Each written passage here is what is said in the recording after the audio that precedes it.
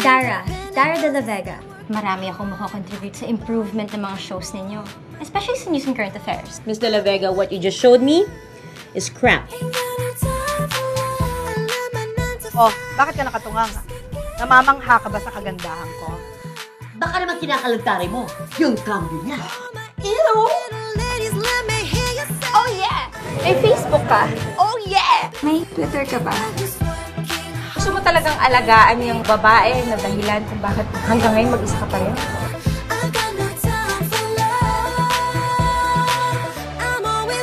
Ibig sabihin, magiging poor ulit ako? He also left you with a townhouse. Townhouse? Saan? Sa Angono, Rizal. May Starbucks ba doon? Tatay nung anak ko. Sa kanya ako nagpakatanga. Like mother, like daughter.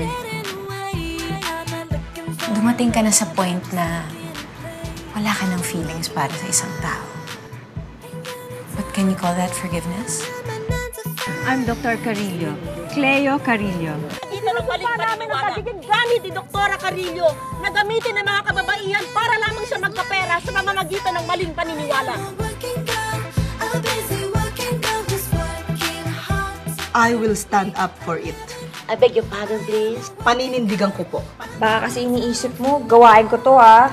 Yung sumasama ko kanina-kaninong lalaki. Wala naman akong inisip na gano'n. Okay.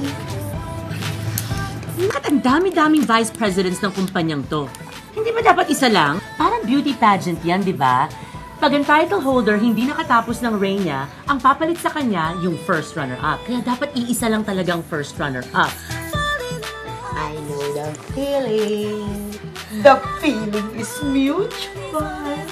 Ang landi mo rin, ano? Darling, hindi talaga ako confident dito sa gagawin natin ito. Give it to me! Now!